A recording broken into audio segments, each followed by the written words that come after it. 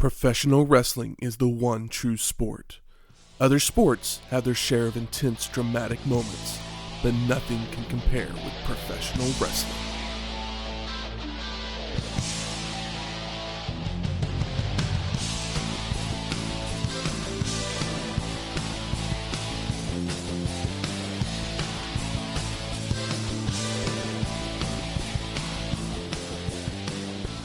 Welcome to Wrestling History X, where three friends come together to talk about the stories behind the matches.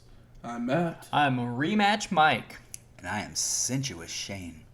Welcome to episode 121, Clash of the Champions 27. 2 belts, 2 champions, and tonight, to become one. Spice up your life. Yeah, you got it. You know that song? I do. That song? I'm a gay dude. Not that all gay dudes are into Spice Girls, but I also was, don't want to paint with a broad brush. a 20-something in the 90s, so yeah, But I what's knew the Spice Girls. There's one Spice Girls song that I love. It's a single. It's the one where they're in the desert. It's the best chorus. It's This so I good. Swear. Is that the one? I'm giving you everything. I'm giving you everything, all the joy can bring. Tell me you'll be there. That song is so. Something like that. Yeah, that song is so good. I don't love any other Spice Girls song, but I legitimately think that is a gem.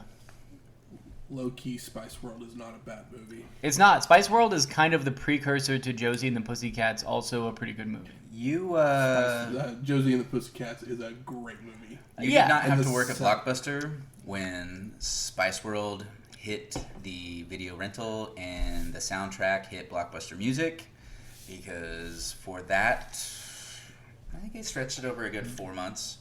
That's all they played on our little trailer tapes. I mean, I just remember there's a bunch of boats in that movie, I think. Oh, I never actually watched the movie. My sister rented it, and I watched it because I never was into the boy bands that weren't Boys to Men or that one band that did the I Swear R&B version we talked about. All for One.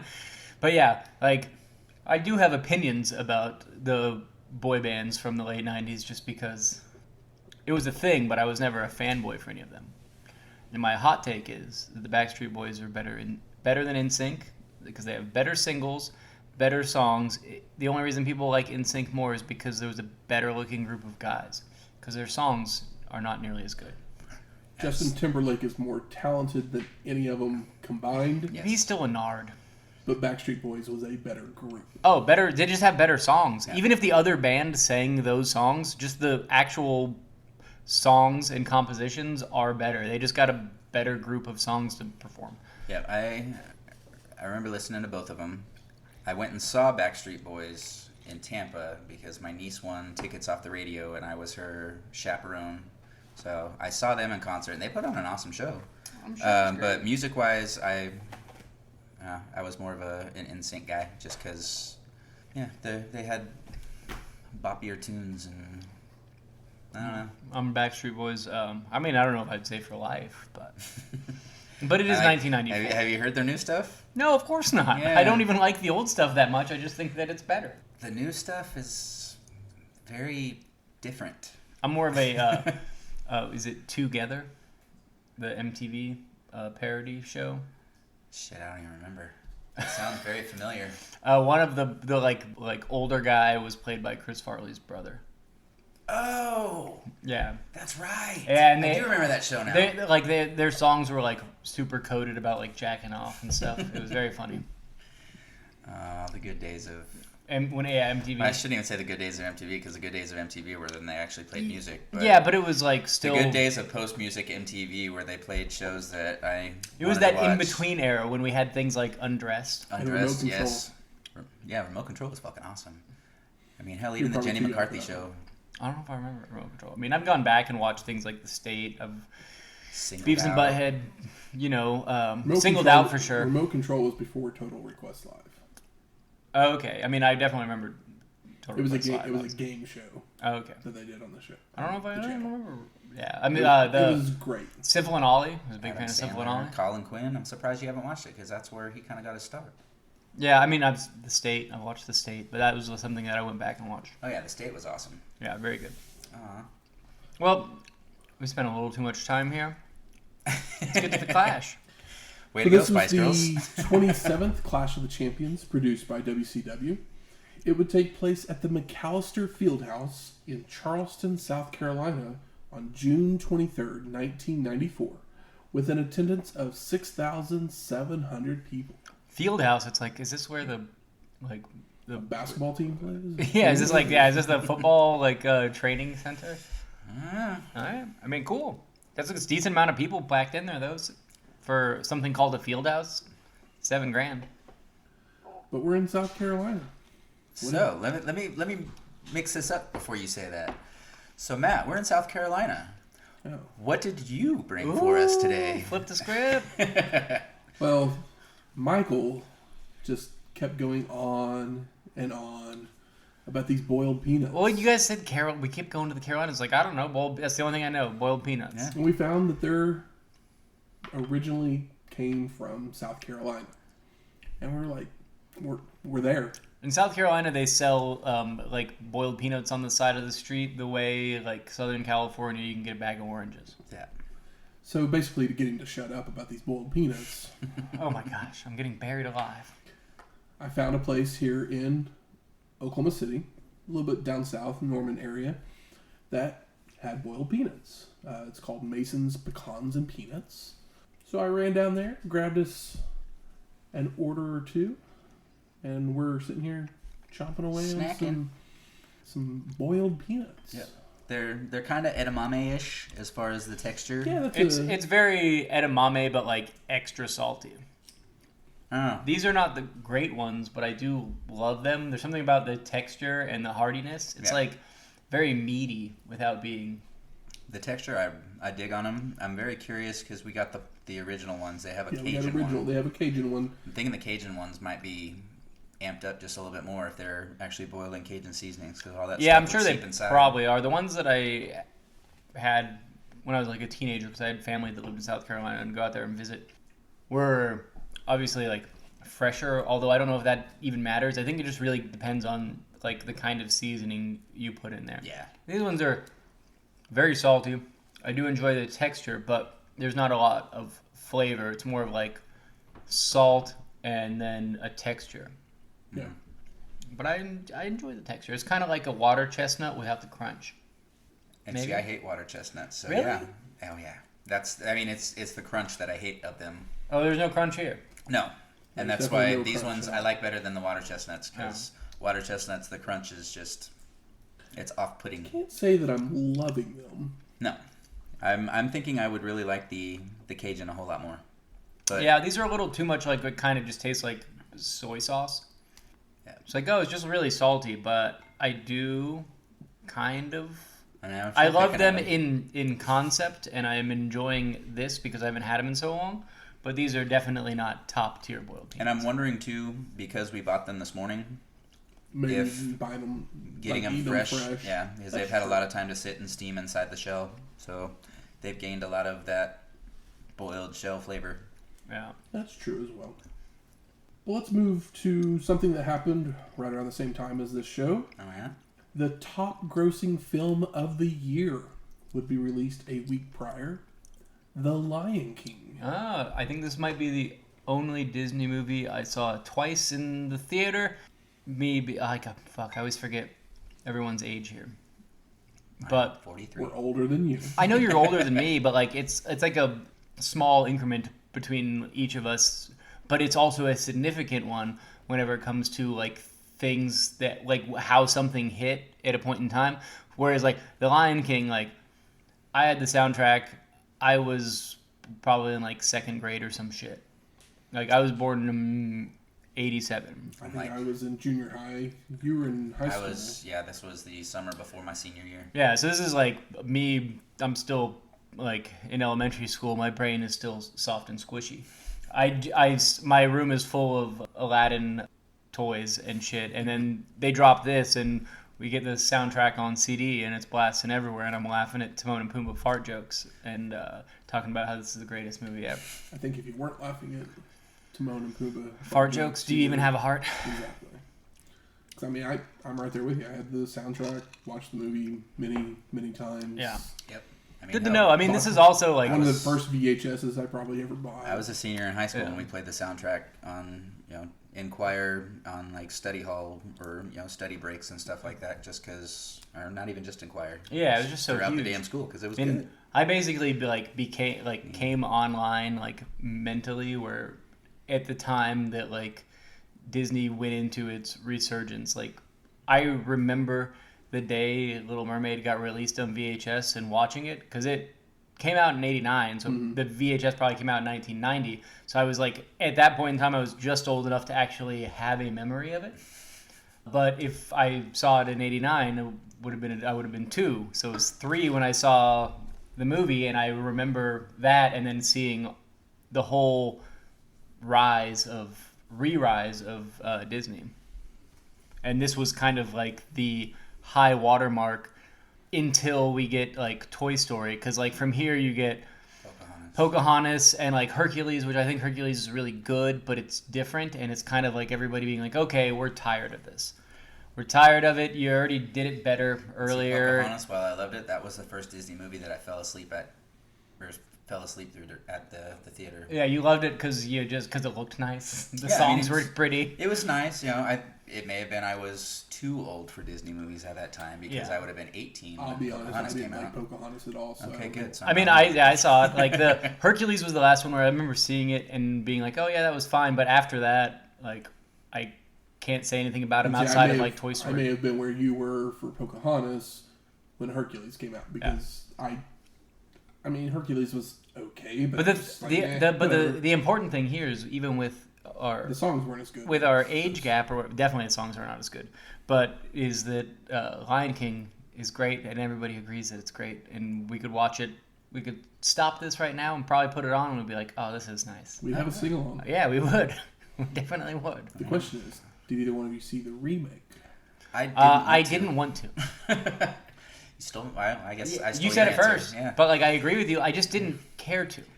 It literally does absolutely nothing. That's what I've heard. Like the soundtrack, I've heard again, and I mean, it has a lot of the songs are great. Different people singing the songs, but which they're fine. It's just one of those things. No like need for CGI animals to do it when you can't have the animated faces and everything. You can't draw in the humor. I have no interest in animal. like remakes of things that don't need to be remade. But here's the Aladdin remake. It's pretty good. They actually added almost like a woman empowerment. They added a storyline for Jasmine. Yeah. And she's not just this damsel in distress. Jasmine is actually, I recently rewatched Aladdin. She is pretty like strong and defiant as a character. Yeah. But her father is a nincompoop, and she's stuck in this situation and doesn't really have anybody behind her. Yeah. But it's like she's not completely weak. She's not. But I understand what you mean. Out of the live action remakes that I have seen, because I haven't seen all of them. Yeah, because why would I thought Aladdin was actually the better one, while Lion King, literally the opening scene is a shot for shot remake. Yeah, and I've heard that it just and I don't know. I even hate calling it a live action remake, because it's not live action. It's CGI. Yeah. Yep. It's a. They spent way too much money on realistic looking animation that didn't need to be done in the first place. Exactly. But I mean, we can all agree, Lion King great. Yes. The original the film version of the song is great. The Elton John CD version of the song is also great. The musical version of it is great. I have not seen that, but I remember it was a huge Disney deal. World sideshow for it I'm sure is great. Yeah. I haven't actually seen the musical. I want to, though. I've never seen even any of the sequels, because it just was like, what's the point? Yeah, I don't need to see it. We're not going to top this. I saw them, but I don't remember. Again, I was working at Blockbuster at the time. Yeah, it's kind of like The Return of Jafar. I remember getting the tape as a kid, because it came out like 6 months after the movie. But I don't remember anything from it at all. But I remember everything from Aladdin. Yeah, because there was like Lion King 2 and then Lion King It was 2.5 or something like that. Yeah. 1.5? Okay. Yeah. Oh man, my sister had this Simba's really great. Pride. Yeah, that's right. my sister had this really great like Pumbaa toy. It was like a giant stuffed animal, but you lifted up his like tongue or whatever Velcro, and there was like just a bunch of bugs in his mouth, like toy, like grubs. Yeah, like they were. It was probably like a $30 plushie from like the Disney store in like '95 or something. But it was very well put together. Yep. Well, let's see if Clash of the Champions is really well put together. It's definitely. There's no way it could be better than The Lion King. Definitely not. Like, I'm just saying, it's hard to pull that off. If it is, then it's like the best show we've ever seen. Yeah. So we get the logo and narration come on the screen over highlights of competitors for the evening. Tony Schiavone then welcomes us to the show, and Bobby the Brain Heenan and Mean Gene Okerlund join him to discuss the title matches for the evening. And I see the red and yellow WCW logo in the rafters, and I say, oh no. You know what that means. Oh no. They tell us that Hogan is going to be here tonight. And we're also going to learn who Sensational Sherry's man is. Sensuous. Did they say sensuous at this point? I think they swap back and forth, Sherry, but she's sensuous Sherry at some point in the show tonight. Later in the show. But I feel like they say it. I think it's where she becomes sensuous. Yes, she's sensuous here. But we go right to our first match. The Nasty Boys of Jerry Saggs and Brian Knobbs versus Cactus Jack and Kevin Sullivan with Dave Sullivan for the WCW World Tag Team Championship. So they're like, oh, this one's going to be regular rules, but they're like, but there's going to be 2 refs. There'll be a ref on the floor. And what's with Kevin Sullivan? He's walking to the ring and he's just yelling at the crowd, hey! Hey! No, that was his deal back in the day. That was his thing? Just he didn't yell hey. He goes, huff, huff. Oh, okay. Well, yeah. Because Cactus Jack ended up doing it at one point too, either as Cactus Jack or Mankind. And I'm sure one guy did it better than the other. No matter who came up with it. Mick. Yeah, we know. So Jack and Saggs start the match, beating the crap out of each other in the corner until Cactus Jack gets the advantage, which then brings the other 2 men in for a Pier 6 brawl. I thought we had 2 refs. Multiple double clotheslines on both nasties to clear the ring. Once back in the ring, Brian slaps Sullivan, which causes him to go crazy on Knobbs, which brings everybody back into the ring to brawl once more. I mean, Kelvin Sullivan does a really good job of being a bowling ball with anger and arms behind him there for that 30 seconds that he was given. Jack lays out Jerry to send him back to the apron, while Kevin slams Brian's head on the turnbuckle, but then runs into a big boot. Bucked and booted. Sullivan is taken to his opponent's corner, only to fight his way out, delivering multiple double noggin knockers to the boys. Fighting my way back. Followed by press slamming Cactus Jack off the top rope onto them. Woo, that's a big boy. Forcing the Nasty Boys to the floor to regroup. Back in the ring, Knobbs slams Jack's head into a turnbuckle, delivers several right hands, but then runs into a big boot and a clothesline from Cactus Jack for a 2 count. Sullivan is in with elbow strikes. Jack starts working Brian's arm until Saggs can tag in, but he is met with a back elbow for a 2 count. A low blow from Jerry puts him in control, hitting multiple knee drops across the head of Cactus Jack. Knobbs comes in only to telegraph a back body drop, allowing Jack to hit a boot to the gut. Oh no. Kevin comes in, dropping Brian with several right hands, makes the cover, but Saggs breaks it up. Fucker. Jerry comes in with a body slam and a leg drop on Sullivan. Knobbs with an eye rake and ramming Kevin into a Saggs big boot. Jerry then tosses Sullivan out to the floor, where Brian keeps up the attack with stomps and a double axe handle from the apron. Back in the ring, Saggs misses a running knee drop, allowing Kevin to make the hot tag. Cactus Jack with several right hands, forearm smashes to Knobbs, headbutts both nasties, clotheslines Brian to send them both over the ropes to the floor. A real 360, if you will. Jack climbs back to the apron before avoiding a charging Saggs to send him out to the floor as well. Cactus Jack then flies off the apron with a springboard elbow drop. Oh, but you know what happens. But Knobbs moves. And you know what happens to his head. Sending Jack into the guardrail. Oh, right to the steel. Jerry runs Cactus Jack shoulder first into the ring post. Posted. Before hitting a back suplex. Rolls Jack back in to the ring where the Nasties attempt an Irish Whip aided avalanche splash in the corner. but Cactus Jack avoids and charges out with a clothesline, Double clothesline. only to be met by a clothesline from Jerry as well for the double KO. My gosh. Jack makes it to the corner for the Hot tag.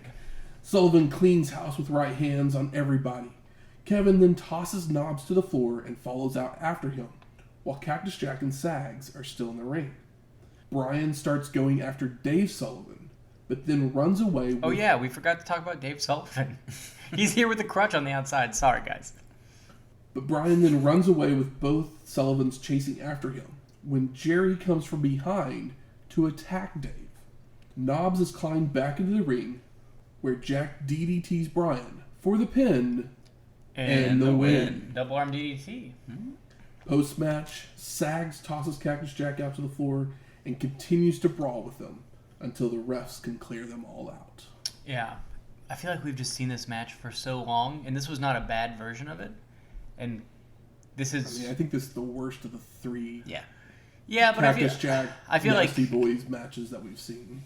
But it still has moments that are fresh that we haven't seen before. But Kevin Sullivan is a little bit more of a thing here. But it's kind of crazy that like Max Payne was like getting kind of fun and interesting, and then he just like disappears. It's really weird. There's a reason I am rematch Mike tonight. We go to the stage and Eugene's there, and he hypes up the hotline before bringing out Sting. It's Sting! What's Sting's call? Can you do it without doing Ric Flair? I always try to do a Sting woo, and I can't do a Sting woo. It always turns into a Ric Flair woo. I guess that's not Ric Flair. It's like whatever he does is like some weird bark yell thing. Yeah. But it's still technically, if you wrote it down, it's woo, but it's not. It's kind of a woo, yell. But it's more of a, I don't know, like I can't do it. A yow? Yeah, yow. Yeah, it's funny. So Sting assumes everybody saw or heard what happened on TV last week. We didn't, and I legitimately couldn't find anything other than promos being done. Yeah. But he has a good idea that it was Flair. But mind games won't get you anywhere because I'm a great white shark. 24-foot great white shark, and then this is where he does his... Yeah. Woo! I don't know what it is. Tony then... Whoopah would be fun. Tony then sends us to a video package, and we see scenes of the former boss walking with the Guardian Angels. I have weird feelings about all of this. I can't roll my eyes and enough. I have a weird thing about...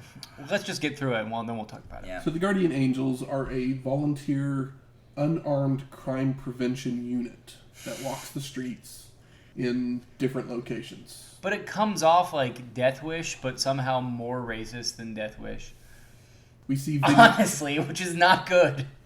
I'm like trying to remember what the hell Dwight Schrute's little Knights of the Night or whatever group that he was in, neighborhood watch thing where they dressed up like, I don't even remember, like ninja coal miners. Yeah. But this Guardian Angel thing feels like a little close to clanny. Yeah. I'm just saying. We see video of the Guardian Angels making citizens arrests before a spokesman says, "We have to get out there to slam and jam them." I know, it feels very Reagan, and it's like, oh, he's not president anymore, and it's like, well, there's like joints and crack, and we're like, yeah, it's the, like, I understand, like, let's clean up the streets, but they're doing it in a way that's not necessarily progressive. It might be progressive in 94, but to me it came off very cringy. But maybe that's just, my personal feelings. So we go to our second match. The Guardian Angel versus Tex Slazenger. And yes, I'm still not perfect. Sorry, he's still here. I think they changed, like it was Slazenger, and they I think they spelled his name a little bit different here. Like maybe they just forgot. They're like, how do you do that again? Like we need what's write it down for the Chiron, and they're like, yeah. Mm-hmm. So the two men trade. Where's Firebreaker Chip? I want Firebreaker Chip versus I guess they would have to be a tag team. I mean, they could probably make it work. Yeah. So or about Crack. Sorry, Crack Hooker Chip was my joke. I apologize. The two men start trading chants with the crowds, which neither of them get much of a cheer. No. But they lock up with no one gaining an advantage until several cheap shots get Guardian Angel riled up. 3. It's 3. Always 3. Okay. Big boot, several right hands, a body guillotine, and a boss man slam for the pin and the win. Well, don't forget, he's got that third strike. It doesn't really matter. Guardian Angel needs to die on the vine. Dumb. My take is that the Guardian Angel is racist, but probably only from like where we are now. I get it, but this inner city justice thing is just like, I couldn't believe what I was seeing. That's all I'm saying. Inner city justice from Cobb County, Georgia. Oh yeah, not good. They're literally just sidestepping Yeah. the prison guard. I know what they're doing or whatever, but he like comes off as like Bernie Getz meets Superman, and I'm like, cut the cord. The gimmick is bad. I'll admit though, the 3 strikes thing is interesting. It's pretty good. The 3 strikes thing is interesting but I mean, enough. But it's only interesting in squash matches. Like once he's in a regular match, not good. Or is he literally only going to be hit 3 times and then he's going to squash someone? Like that's not going to happen. Yeah. Well, also gimmick aside, I feel like Big Bubba Rogers, Boss Man, Ray Stevens, Ray Trailer here has the energy and is excited to be back. The boss. Yeah, the man who was hung in front of thousands. But he has the energy here, and like he's bringing it. But in hindsight, he's bringing it with the exact same shit that he's done before in a different costume. It's better energy though. He's revved up, man. He's revved up. He hates crack. Crack is whack. I mean, yeah, I agree. Don't do it. So we go to shots from outside the arena where a police escort is bringing Hogan in a limo to the arena. Hulk and Jimmy Hart get out and they walk into the building. Oh, also Bobby has already made 2 OJ jokes at least. Probably. I forgot the first one, but there's one here as well. Yep, because that was... It's the white limo, and he's like, "Oh, is it a stretch Bronco or something like that?" Which, if he said stretch Bronco, that is a good joke, and I hope he said that. But this is the first time we've seen Hulk and Jimmy Hart since Battlefield 94, which we saw in episode 109. Them together? Yeah, Jimmy Hart was out there with. It's funny, like Hogan and with. Yeah, I think Jimmy Hart is probably a really nice guy. And I find him annoying, but I find him annoying in the way that I should find him annoying, like the good way, where it's like he should be a heel manager, but he's Hogan's manager. Hogan's not a heel. He is in my heart, but not like in it's not even theory, in like psychology. So we're headed to our third match. Lord Steven Regal with Sir William versus Larry Zbyszko for the WCW Television Championship. Which means we're in for some good stuff. Yep. I'm super impressed and excited about Zbyszko as of late. Missing Paul Orndorff with all my heart, but if I can't have him, I'll take Zbyszko. Yeah, and him and Regal in a match together is going to be some real-ass wrestling. Super good. So Jesse the Body Ventura has joined Schiavone at the announce table, and Regal comes down in a red coat and wig. Yeah, the powdered wig and jacket of the man on the other side of the pond. Oh yeah, what was the Rupert Regal or whatever? But he was making a joke about the British guy on the other side in the photo or the painting of George Washington. It's very Jesse thing to do. So Zbyszko had won the belt from Lord Steven on an episode of WCW Saturday Night about a month prior. I know Regal's been having this belt for about a year almost, and just having great matches and really building it up. Yep. And it's a bummer we didn't see it taken off of him. But here we are with the guy that took it off of him. So Regal does his usual stalling tactic to begin, before delivering several forearm shots to send Larry to the apron, where Lord Steven continues to stomp away. So many European uppercuts. Oh, lifters out the ass. And a headbutt to the midsection gets a 2 count for Regal. These two guys doing a headbutt to the midsection is still kind of funny. Zbyszko fires up with right hands, backing Lord Steven into a corner, just pummeling away on him before tossing him out to the rampway. Back into the ring they go, where Regal grabs a single leg takedown, goes for a butterfly suplex, but Larry reverses it into a backdrop for a near fall, which is the same way he won the match at Slamboree. Oh yeah, that it's like that weird. That's right. I guess that's the Northern Lights, is the half Nelson type suplex. Is that what that is? Northern Lights is more of a fisherman. Yeah. Oh, okay. Zbyszko continues the attack with a vertical suplex and a pile driver for a 2 count.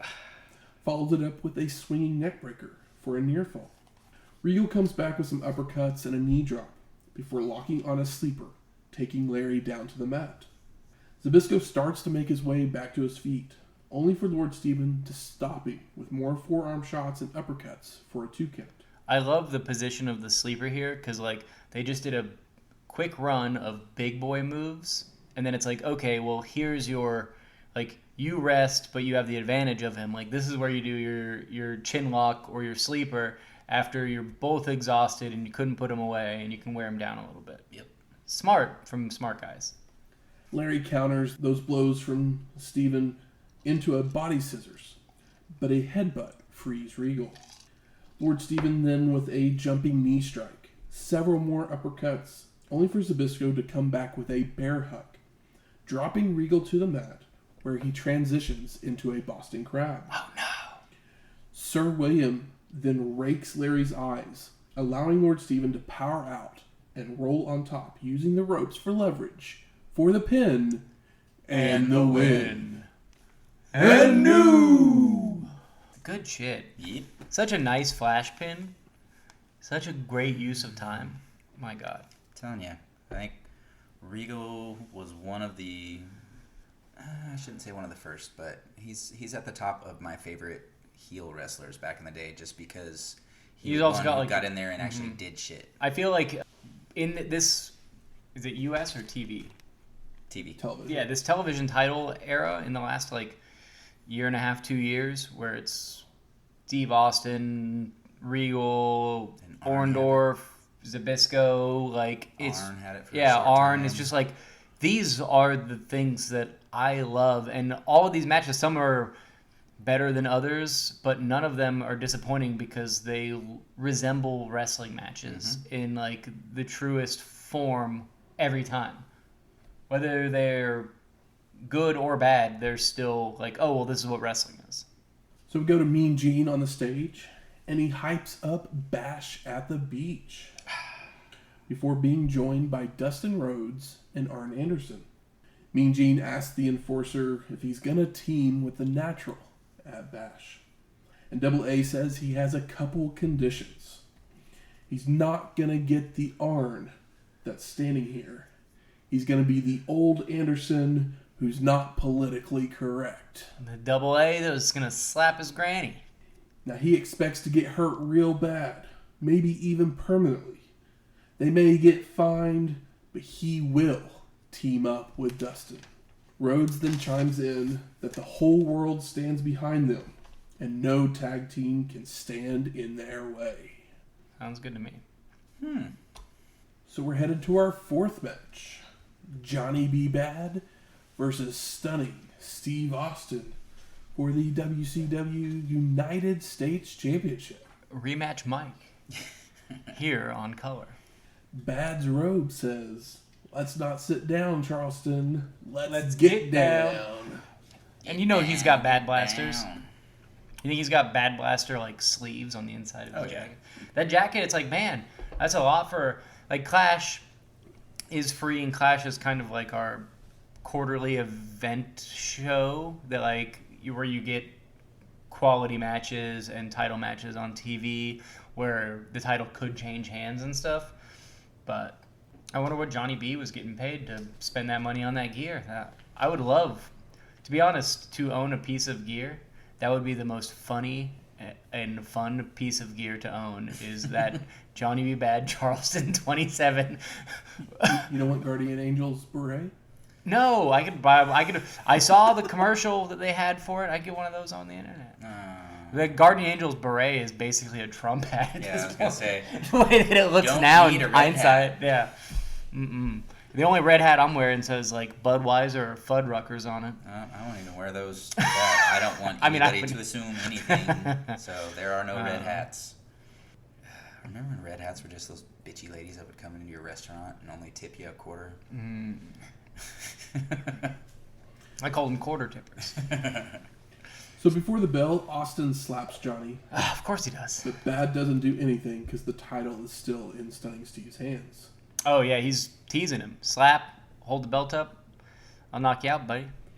But once the bell rings, Johnny starts off with some jabs that don't connect. So Austin delivers some chops to back Bad into a corner. Stunning Steve goes for a backdrop, only for Johnny to float over and start chopping away on Austin in the corner. Bad then charges in after an Irish whip, only to meet a back elbow. Stunning Steve tosses Johnny to the floor, which Bad then drags Austin out as well to slam his head against the apron. Oh, and Steve is in between that. He's like still playing to the crowd.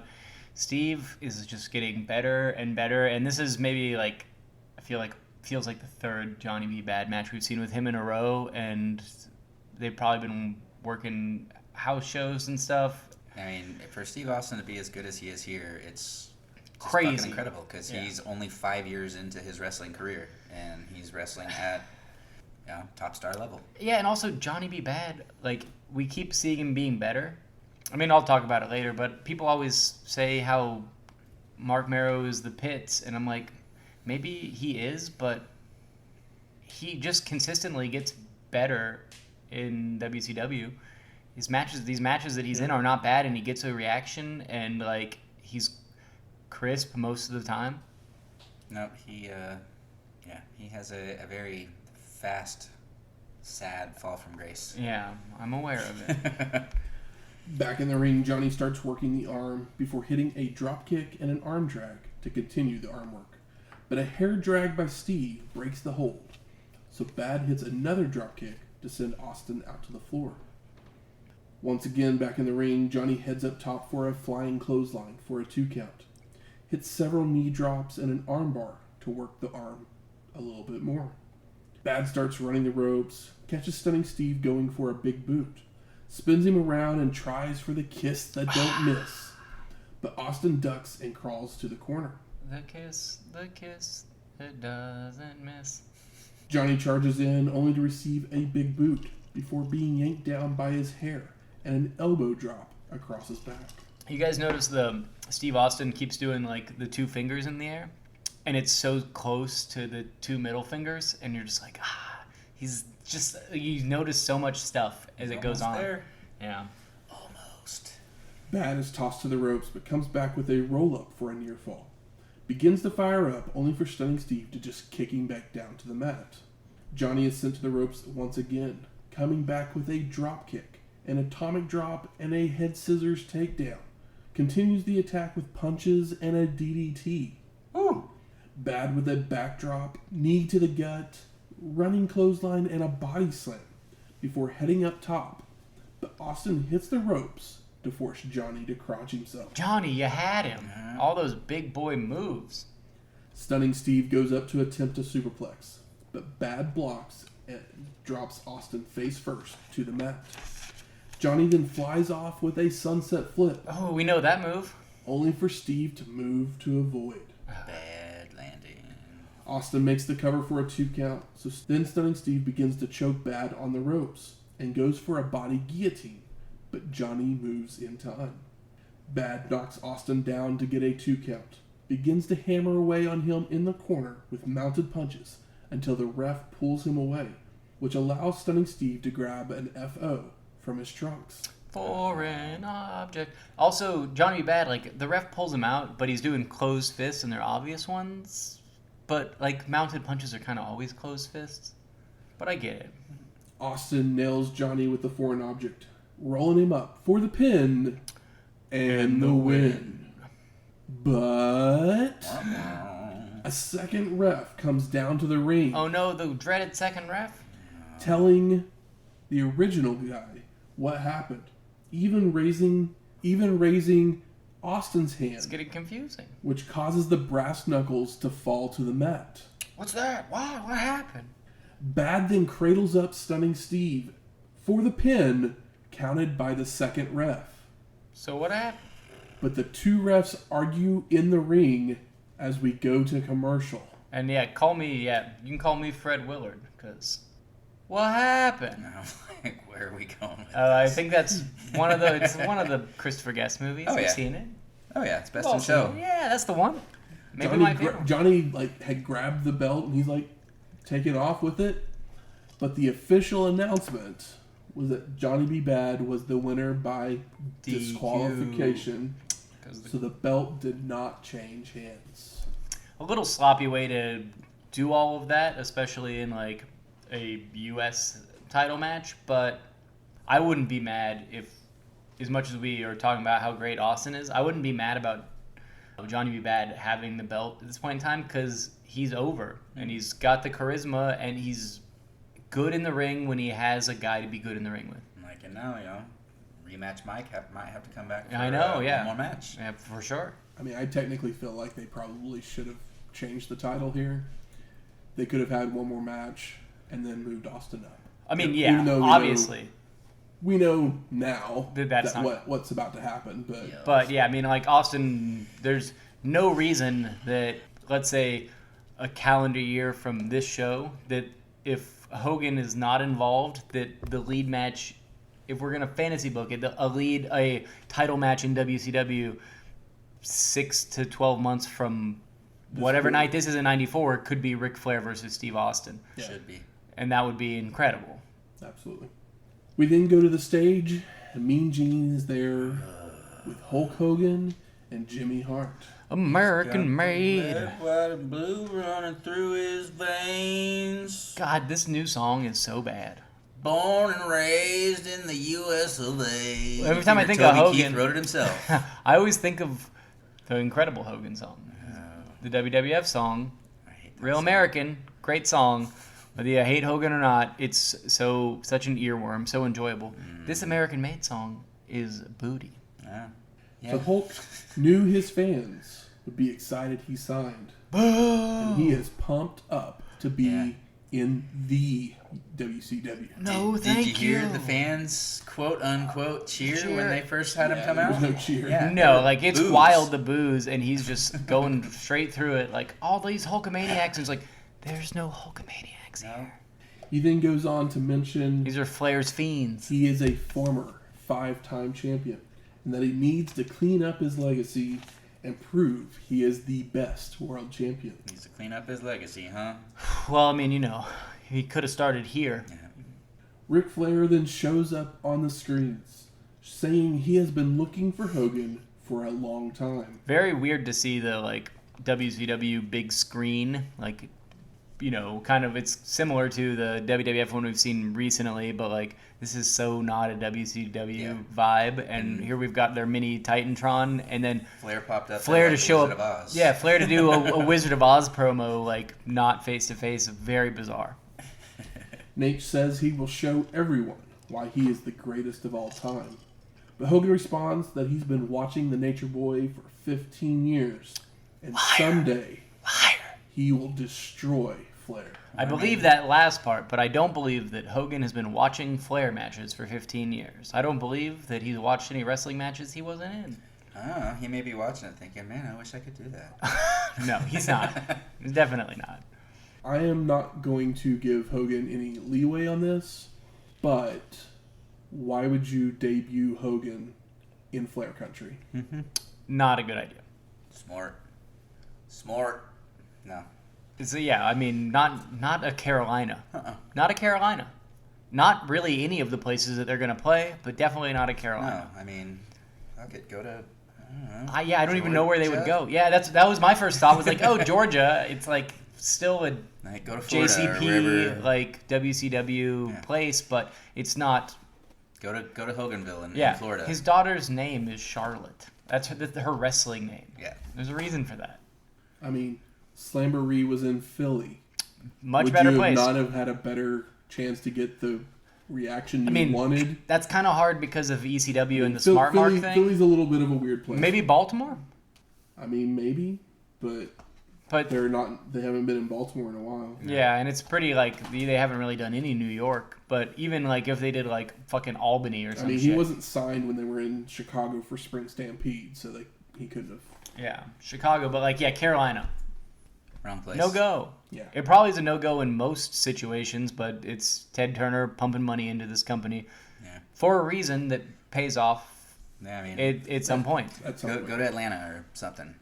So we go to Tony and Bobby, who's back to chat about Sherry Martel, and they send it to a video package where Shaquille O'Neal and Hogan are together, and they just basically say all of Hulk's catchphrases. Oh, yeah. I mean, they say the biggest move of Hogan's career, and he's got a bunch of highfalutin fans like Sylvester Stallone and Don Johnson, even Shaq, number 32 of the Orlando Magic, and this is young Shaq, on top of the world Shaq, sell the poster at the book fair Shaq, and he's got the Hulkamania gear on, and he looks it's so funny to see Shaq this young. It's been so long.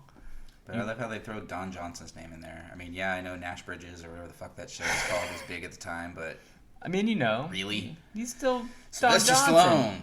Stallone, Don Johnson, and then Shaquille O'Neal. This young star athlete, and then two guys that are arguably past their prime, even if their prime was not that long ago. At this point in time, yeah, I mean that's like headlining a show with.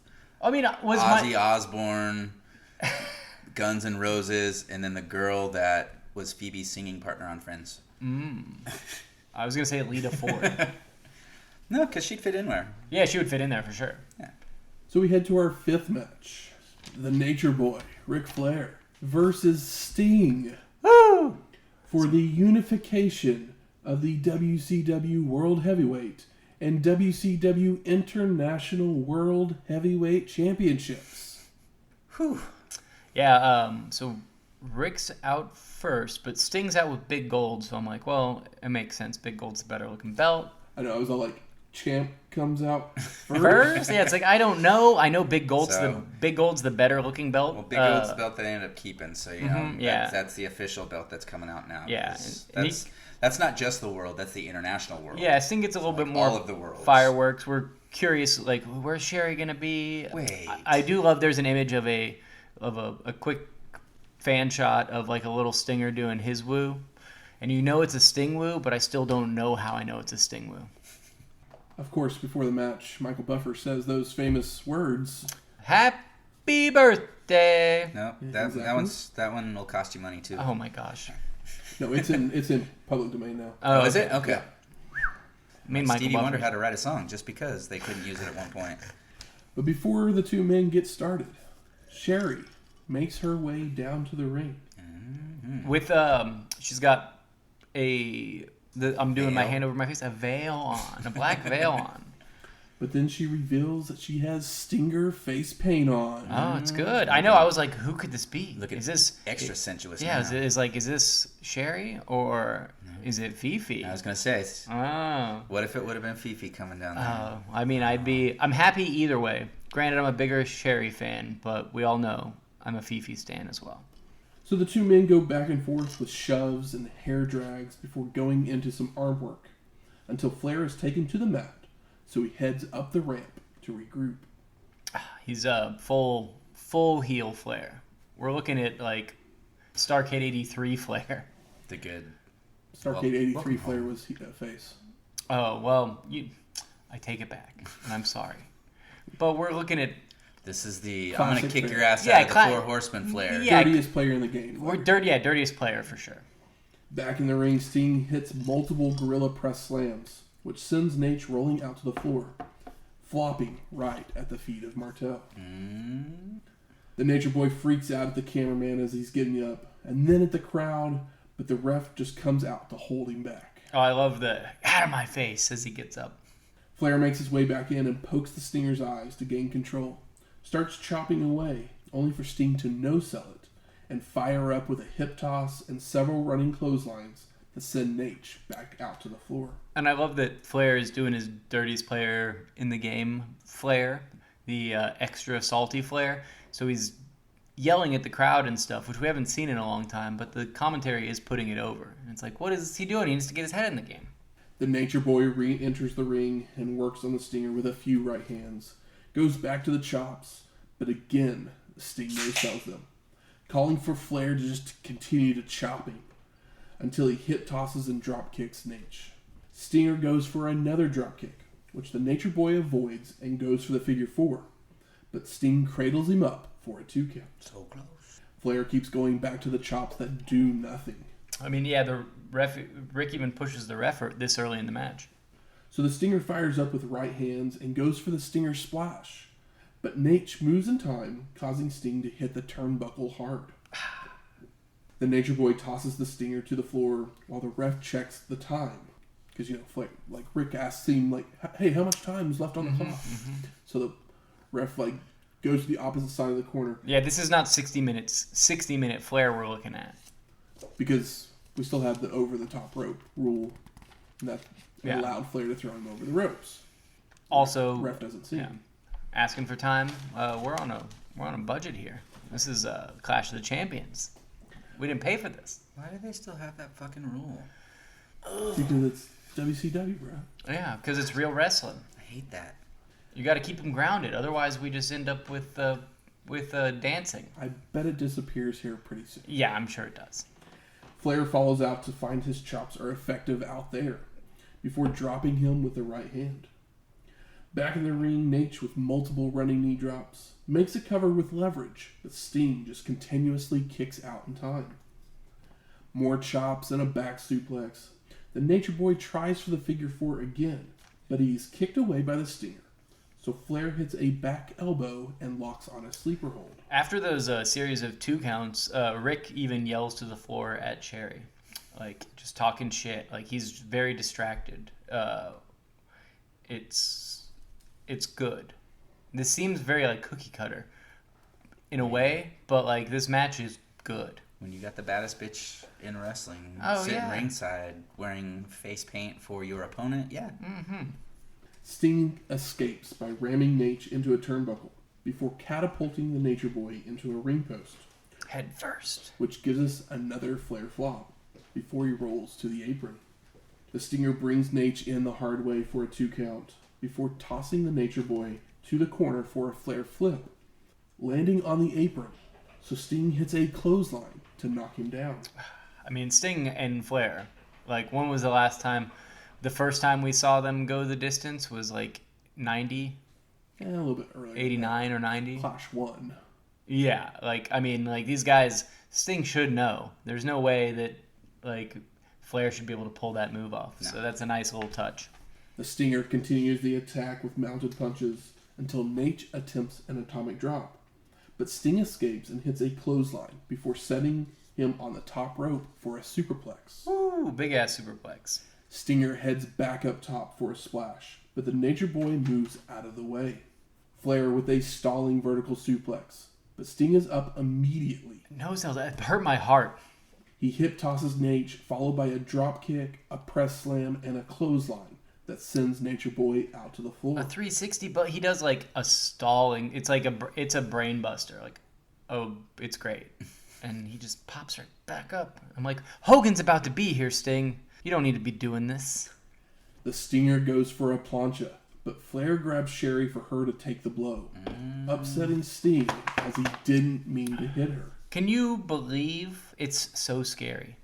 Sherry's head basically hits the back of that steel. I had to rewind it a few times. Mm-hmm. She takes that crossbody like a goddamn champion. Mm-hmm. It's incredible. And I'm just like, oh my god, no other lady that we've seen in wrestling should take that, or even not even saying that Sherry should be taking this from Rick, but she's the only person that you're okay, all right, but it doesn't stop it from being scary, no pun intended. Yeah, because I don't even know if they would have Medusa do that had she been there. Yeah, and we all know Medusa's a bad bitch. Yeah.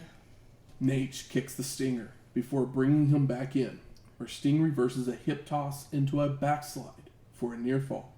The ref's late there. The Stinger is still concerned about Sherry as he looks back over at her, allowing the Nature Boy to roll him up from behind with a handful of tights. Oh my god. For the pin and the win. And unified! Post-match, Rolls off the tongue, guys. Unified. Totes. Martel rolls into the ring and hugs Flair. So Sting decks Nate before turning his attention towards Sherry. It's such a solid, like, classic pro wrestling angle. The Nature Boy chop blocks the Stinger, allowing Martel to come off the top multiple times with a splash. Sherry took the crossbody from Rick, milked it to allow him the cheap win, and then goes to the top to, like, not just crossbody, but, like, splash Sting 2 to 3 times. Yep. It's at least twice.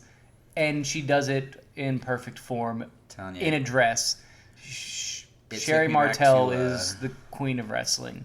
The queen of American wrestling, at the least. Yep. It took me back to the WrestleMania 7 where she's smacking around Savage at the end of the match. Yeah, I just had that same little, like, flutter of butterflies in my stomach. Those, like, Sherry's doing her thing. Those, like, quasi-evil, like, Macho Man promos a few years before Undertaker, but it's, like, still moderately demonic with her, and she's just, like, freaking out around the cauldron. God, Sherry Martel. Is she alive? No.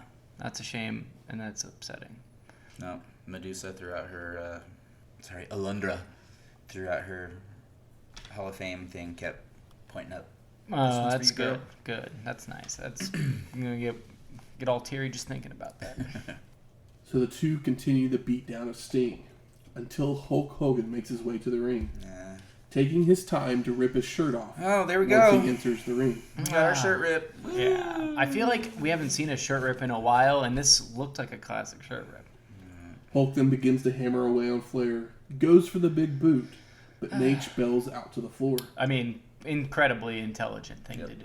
Sherry then sneaks up behind Hogan to hit him with her purse, but he turns in time, only to be slapped before the Nature Boy pulls Martel out of the ring. That girl. Mean Gene then joins Hogan in the ring, and Hulk says he's going to tear Flair apart, and in 2 days, he's bringing a contract to Ted Turner to challenge Nate to a title match. What you gonna do? Trying to remember, did he do his? Well, you know something, Mean Gene. Oh, he did. Okay. Yeah. Hogan hits my TV and my Mean ears Gene. kind of turn off. It's like, what were you talking about? Quiet Place, where the I don't just don't want to hear it. You take your cochlear implant out. Oh God. But Okerlund is excited for Saturday night, and he says his goodbyes for the evening. So I ask you, gentlemen, what are your overall thoughts of Clash of the Champions 27? It's a good show, and it's a bummer about Hogan. And I just like it. It just feels like this maybe not last shift, because moving jobs is probably always a good thing. But it feels like the last day of middle school, and you're moving out of town this summer. And you're like, oh, I'm like, man, like that was really good. That was really nice. But I know everything's going to be different next time I'm here, or if I even see you again. But I know since I do this show, I'll be seeing Hulk Hogan again. And again. Well, the red and yellow on that hot dog body, and I'm just going to be force-fed it. For how long? Well, we know how long. Yeah. But... Yep. I mean, it had some stuff that I liked, some stuff that was just like, meh, whatever. For a show that's so many rehash matches... I mean, yeah, we had the Nasties and Cactus Jack and Kevin Sullivan. It was good, but they'd had better. But it's still so that one. That still one's solid. Great. That one was good too. Yeah, I mean it's like an even split here of stuff that I really liked and stuff that was just gross. Get it off my TV. Yeah, good, not great, not horrible. Yeah, I think we're all there's nothing special about this show. But it's by no means because it's not the worst. The ending's the worst. Regal and Zbyszko was awesome. Yeah. Johnny B. Bad and Austin was maybe the best Austin Bad match. It's hard to tell. We've seen so many. Yeah. Like, I just feel like that they just were like, okay, well, these have been working, so we're just going to do them again. Sting and Flair were great. The addition of Sherry was a nice little fun thing that I don't really even remember. And then you got old what's-his-nuts that comes on there at the end that just covers everything in red and yellow. Oh, what's-his-nuts? Yeah. Terry Bollea, I believe. Yes, I think Scary Terry. Yeah. I believe at one point he was asked to play bass in Metallica. Oh. I'm kidding. That's a Hogan lie, because Hulk Hogan lies all the time. There is no truth in red and yellow. He may have introduced Metallica, for all you know. Sure. Sure he did. Good. Where's the smart marks at? All right, fuck you. I think it's time we smart it up. So what are the best moments of the show? I love the entire Regal Zbyszko match. I love that match. That's the best match of the night. Sherry got to slap Hogan. That was pretty great. Everything Sherry Martel. I mean, Sherry Martel was my MVP of the night, but it's hard to pick an MVP when, like, she's like the... You know how you hear people like Bruce Pritchard and these assholes be like, well, it's an attraction. And I'm like, oh my God, shut up. Shut the fuck up, you asshole. But, like, Sherry Martel here is not the attraction, but she is the thing that elevates.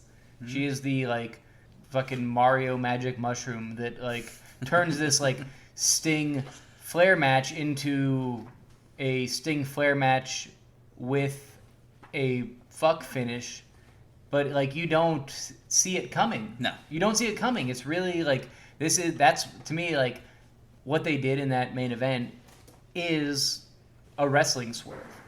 It's a really good, it's like, that's what it should be. It's not overdone. It's really clean, I think. Maybe I'm just like, oh, well, it's Sherry and Rick and Sting are here, so that's cool. But, like, I don't feel like that you didn't assume that. Did you even assume that on the rewatch? No. Yeah, that's I impressive. I remember Sherry's involvement with any of that. Yeah, it was good. I think it was great. What I remember of Sherry coming to WCW was her being with Harlem Heat, which... We'll get to it at some point. Yeah. And also, like, biggest pop of the night, Ric Flair's crossbody to Sherry and her head hitting the bottom of that steel. I lost it. And like, and it was done so perfectly where it wasn't so choreographed that it looked like that happened on... It was just so... Sherry always so took me as a type that would look at the guy and tell him to don't be a pussy and actually do it. Yeah. I mean, and they obviously talked about that. Like, she knew what she was doing. But then not even after that, she did the splashes. Oh, man. I think for an hour and a half show, an hour and a half television show, it's kind of hard to complain about this. Yeah. I mean, I really do feel like Regal, Zbyszko, and Bad Austin, that's probably their best matchups that they've had. Yeah. That we've seen of those. We've seen them, but it's like the third one. And Sting and Flair always have good matchups, but it's not the best one. No. I will say that this one is different than, like... Sherry. But the addition of Sherry is what makes the match. And also the Hogan factor and the unification. I think that this was really well booked considering all of those things. But if it was just one guy versus one guy for one belt, like, this is not the match you would want to see. But I think with all of the caveats, this match feeds all of those things correctly. I personally feel that if Hogan's not in the picture, Flair versus Sting for the unification feels like the biggest fucking match in WCW ever. Yeah. But since Hogan's there, and then Hogan comes out, does his promo, Hogan's just going to beat somebody. Flair shows up on the screens, so obviously it's going to be Flair versus Hogan at some point. Yeah. They're not putting those belts on Sting when you have Flair Hogan. No. You're just sucking, like, it sucks. Hogan sucked the wind out of this, but I feel like that without Hogan, this match is not a Clash match. Yeah, it's a pay-per-view. Yeah, this is a Starrcade. This is a Bash at the Beach. This is not Halloween Havoc, Lord willing. Like, this is a, like, clean... I mean, hell, put it on Halloween Havoc and throw Sherry in there, and you finally have a fucking good main event for Halloween Havoc. No shit. You know? For sure. Black veil and Sting makeup, and boom, you've got all the elements that you need for a killer main event. Sherry versus Lady Scorpion. And then you bring the troll down and just kind of piss on your ending. How about most disappointing? I mean, it's hard to say Hogan's the disappointing thing because we know it was coming. But it just, for me, the disappointing part is that it is, like I said, it is the, like the honeymoon is over. And, like, now WCW is something completely different. And in doing this show and watching this stuff, I've become such a huge fan and appreciator of WCW. They've had so many ups and downs, but their highs are, like, more in tune to what me as an adult appreciates about wrestling. And a lot of that stuff is based on territory wrestling and territory, like, television shows and stuff that I can't get. I can't get those shows because they don't exist on tape, but, like, they're, like, peeks into, because, like, WCW feels like guys that are, like, heirlooms to wrestling, guys that, like, care about the thing and are the true carnies and not just, you know, Hercules Hernandez or Hulk Hogan, or it's a different style, and I'm scared and sad to see What Double H is there, man? it leave. I'm scared. I'm scared is all I'm saying. But on the other side of it, we see the new generation over at WWF. So who knows? Most disappointing for me, the entire Guardian Angel, everything. I think that Ray Traylor brought the energy. I think that the Guardian Angel thing was a collar dragger of a bad idea. In hindsight, it looks just like so thick-headed, unintelligent, like wrong angle. See, for one guy to have so many different name changes over the last not enough years. It's been like a decade. It's been a decade, but Big Bubba Rogers.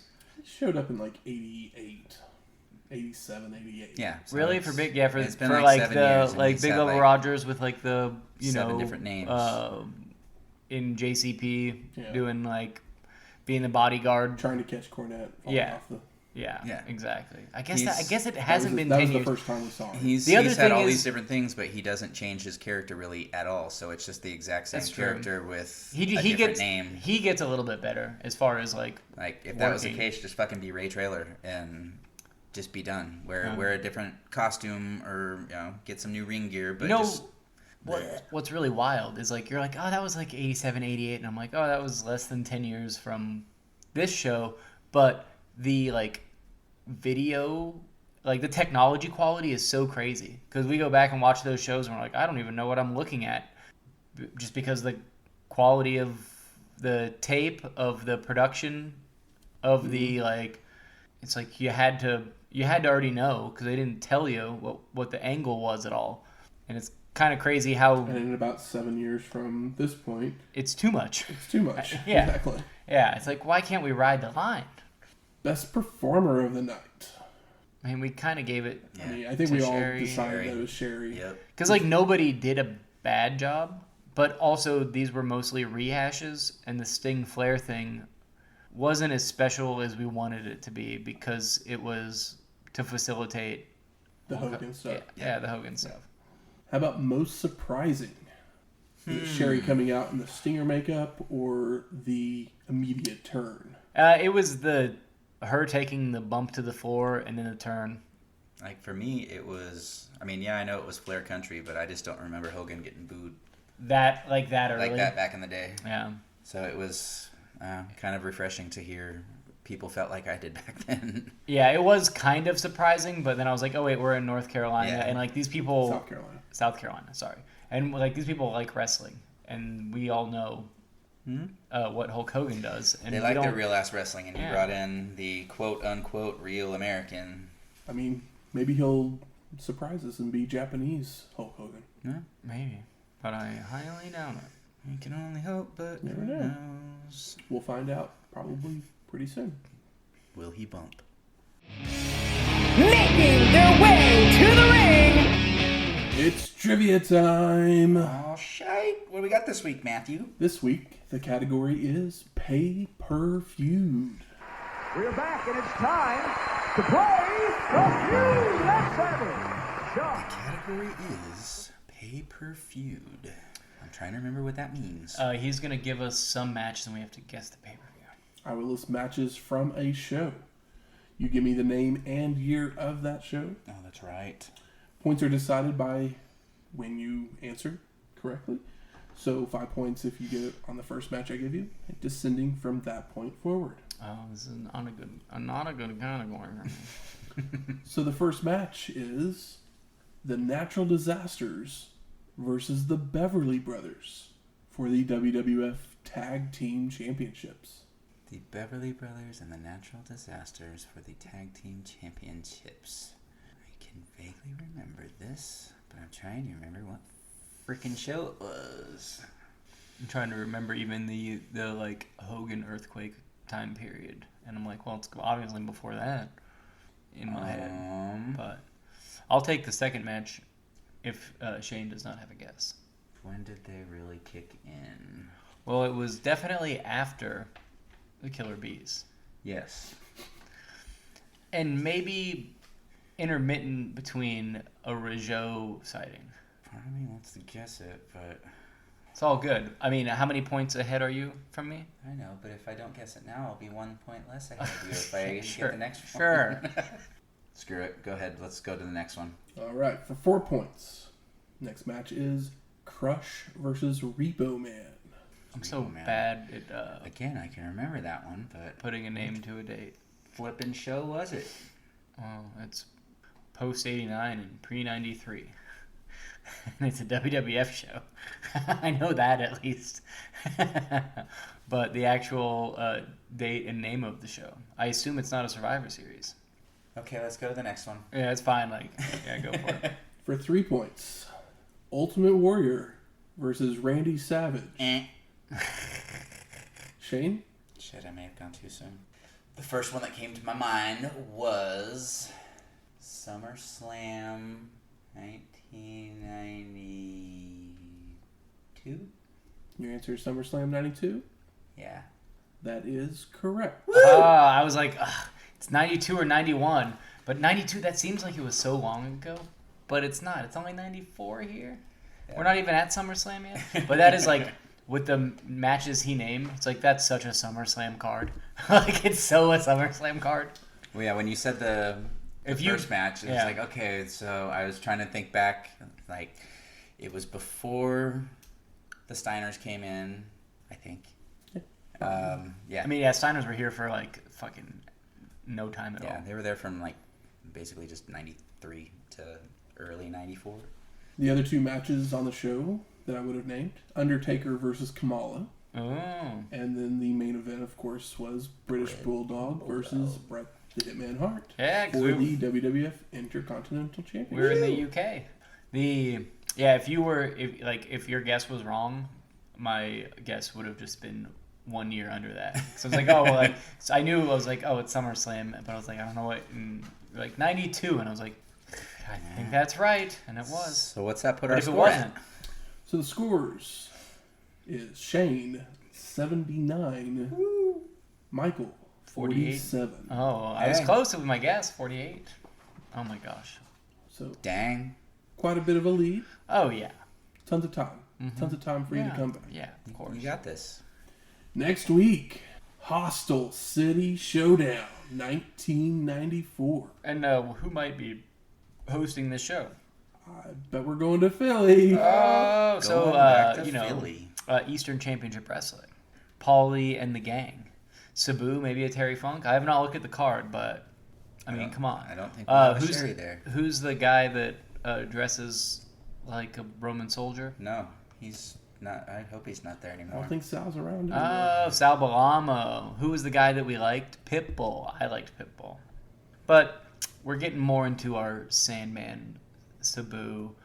I mean, Dreamer's still facing it up over here. He took, was it him or Mikey that took the beating from Snuka? He took the beating from He Snuka. took the beating from Snuka. Yeah. We've got, I don't know, RVD should be coming along here in the next year or so, right? Probably. Trying to remember. Yeah. I don't know. It's exciting watching Eastern Championship because it's a slow rise, but when it gets better, it gets better. Music from this week's show is XXVII by Thomas O'Brien. And Flair won our main event, so we play Spach Zarathustra by Strauss. You know, it would be really funny if Ric Flair has never seen 2001: A Space Odyssey. Which would be also a travesty, because it's like, oh, arguably the best wrestler of all time has never seen arguably the best American film of all time. I'm just saying. It's always possible. Maybe he didn't want to cross his worlds there with his music. He's more of a like Carlito's Way guy.